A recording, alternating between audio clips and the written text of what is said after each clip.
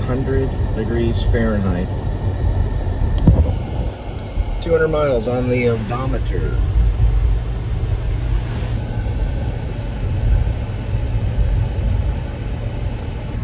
And welcome back to the Please Subscribe show. We just passed the butterfly. We're headed off to delivery. And remember, every day is like Sunday.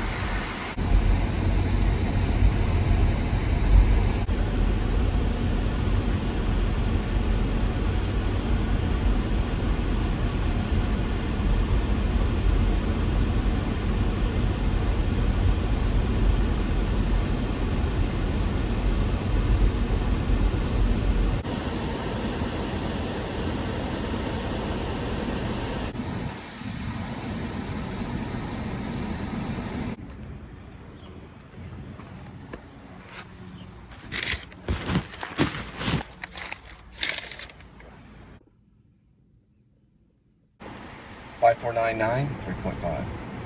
All right, let's see what we have. It's from yesterday.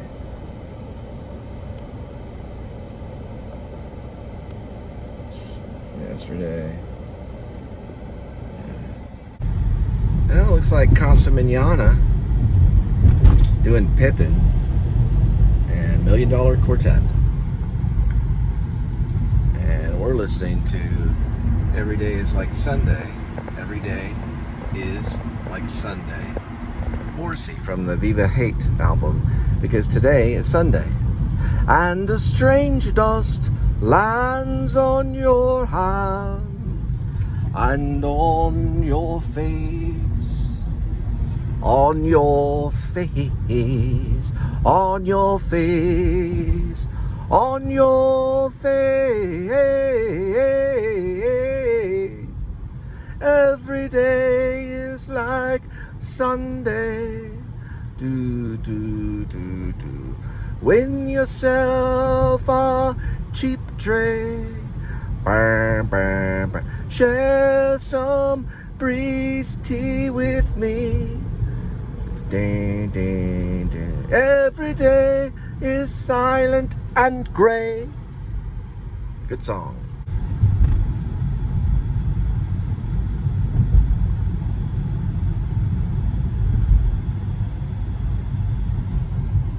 Mountains and deserts opening at the Fort Worth Zoo. My son and I went and saw the lions. They took them out for a while and then they put them back in. Isn't that something else? So Every Day is Like Sunday, Morrissey, Viva Hate, is based on Nevil Shute. Nevil Shute.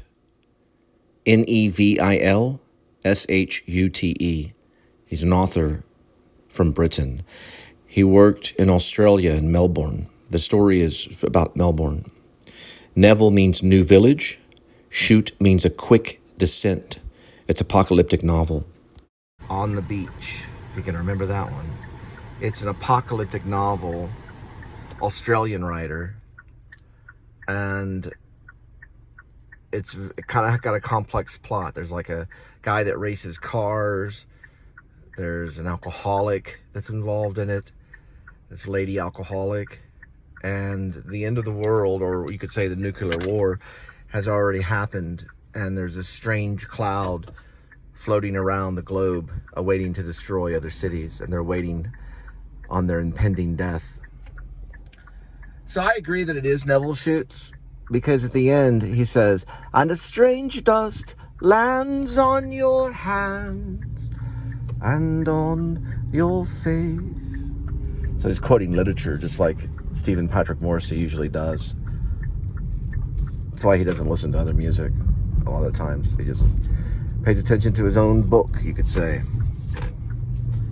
Australian writer. I think originally he's from the United Kingdom, and he moved to Australia, and he wrote that book. Apocalyptic book. Be cool to read. On the beach. Hide on the promenade, etch a postcard. How I dearly wish I was not here. In a seaside town that they forgot to bomb. Come, come, come, nuclear war.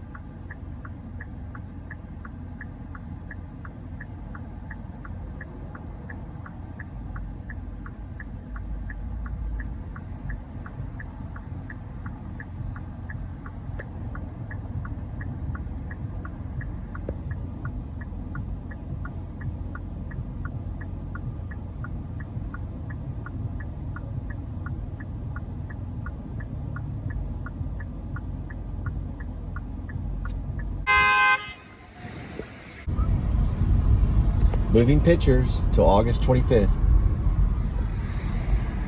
Edmund Carter.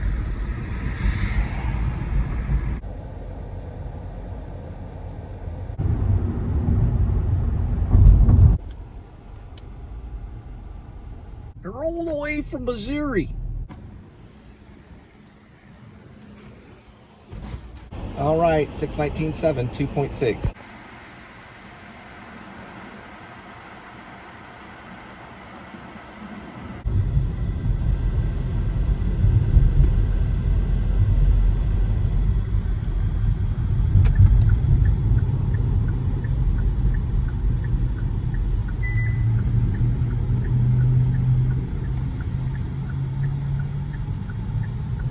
Always letting me know my headlights are off.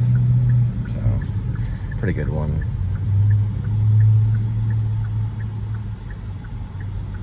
There's Old South. There.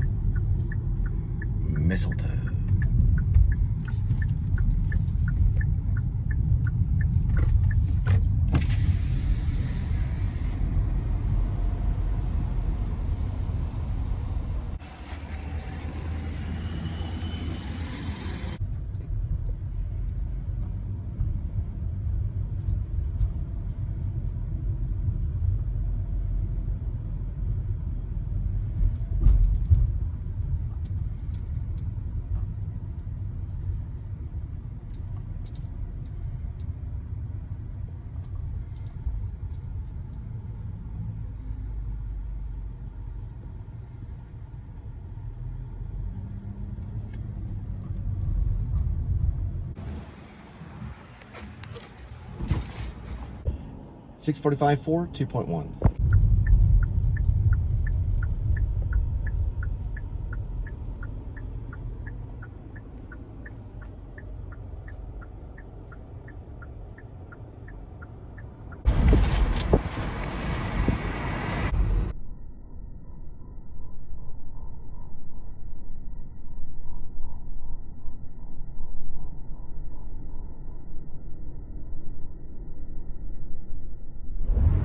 So Linda's reading about Roddy. So new information is that he goes by Rod, and his nickname was Roddy, and he was on The Price is Right. He's buried right there in Greenwood. That's Greenwood right there. He was the guy that went, "Come on down, the price is right." So Linda's assignment is to read about Roddy, and hopefully a Sunday we may go out and see it, and we may not. But his grave is somewhere out there. Every vlog is different. But come on down, the price is right. They're right off of White Settlement right here. This cool little house. It's got like a little Texas emblem right in front of the flag. It's not rolling today. It always reminds me of that John Goodman movie, Cloverfield Lane. Cloverfield Lane, yeah. I've got a little pig right there too. Oh, cool, they have goats.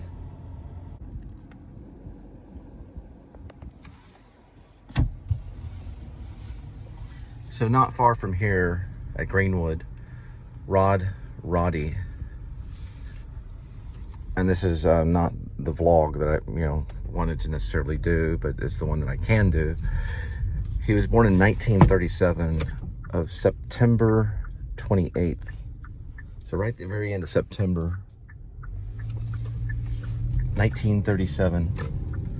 He died 2003.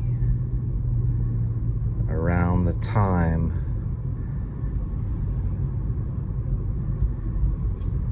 right before Halloween. It was like a few days before Halloween. A few days before. Like how it reminds me about the headlights.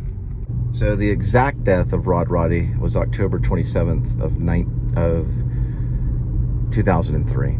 So he was born in 1937 on September 28th, and he died October 27th of 2003.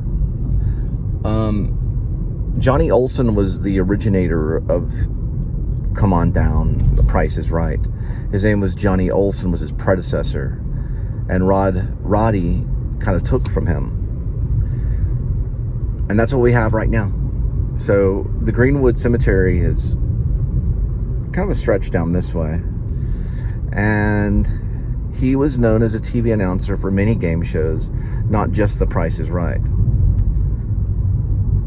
And we'd have to, well, if we do get a chance to go there, what you would do is go to the front and just ask. Sometimes, not always, but sometimes they'll tell you where the gravestone is. I have to be honest, I'm not the one that originated going and doing graveyard safaris, or safaris as Grim Life Collective talks about it. But I am probably originator of just vlogging a normal life and normal activities if it becomes popular. But I thought about throwing these graveyard vlogs into the show as well. So he was born in 1937, September 28th, and Roddy died on October 27th of 2003. And he was a TV announcer for The Price is Right. He said, "Come on down, the price is right," which was originated by Johnny Olson. These are going to be little, you know how when I write my plays, they're little tiny, little snippets each night, sometimes a paragraph, sometimes a page. That's just the way the vlogs are going to roll in my world. At least for a while, until we get funding. But there's the graveyard for Roddy. He's in there, and so is Van Kleinberg. But Roddy's buried somewhere in the mix. Alrighty, and that's it for today. We'll do another one later on. Roddy died at the age of 66. 717 arrival for 1.1.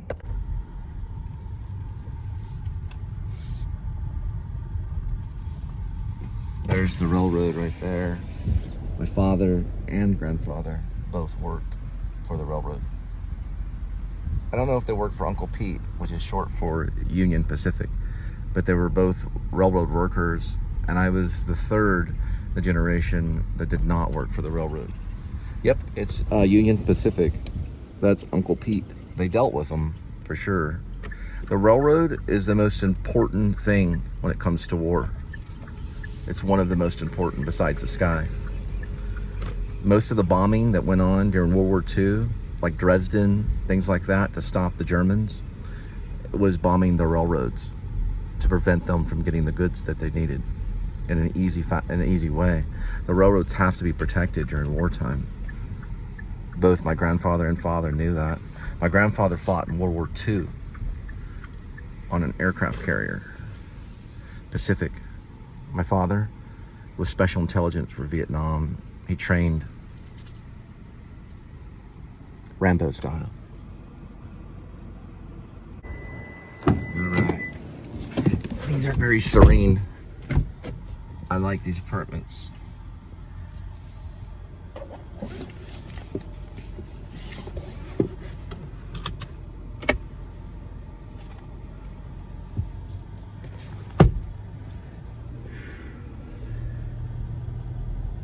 The balconies. This one's off Herald, right here. And also the Coyer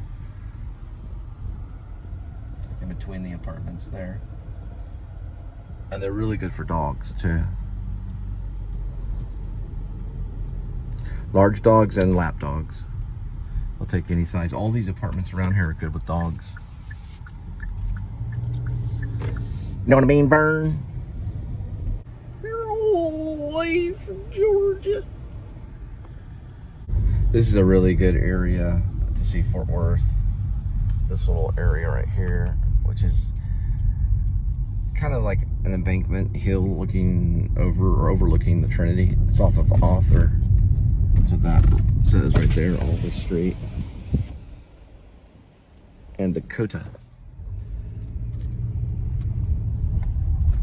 Let's go up to the top of that bank there and you get a good skyline of Fort Worth. This isn't too bad myself. Right here going across Kansas.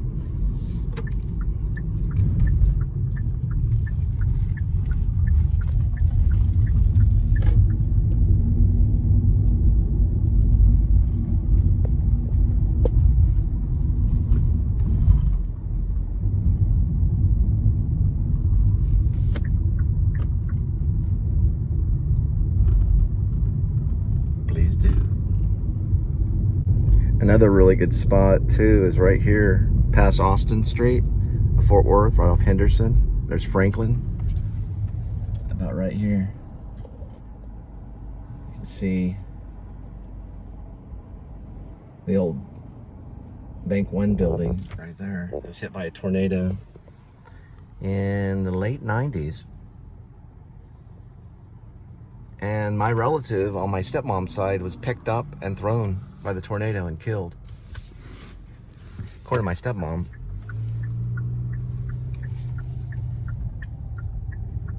He worked in the auto industry.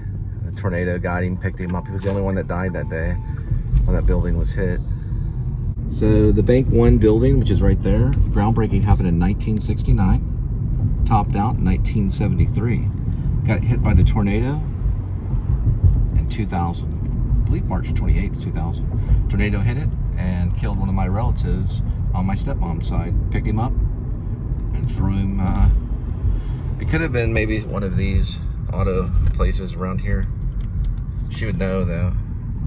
There it is.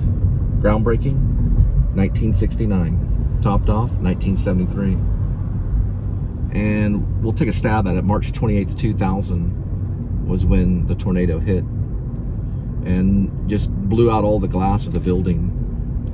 They turned it into residential. Now it's condominiums. That means basically there's a certain amount of concrete between the walls for the sake of silence. So the Bank One building, which is behind those trees, is 35 floors. It's right there. It's 35 floors. It was hit March 28th, 2000 by a pretty big tornado. Enough to blow all the glass out and kill a person. Only one person died that day of it that we know of. And that was one of my relatives on my stepmom's side. He was picked up, he worked for the auto factory. Or he worked for the auto industry, and he died.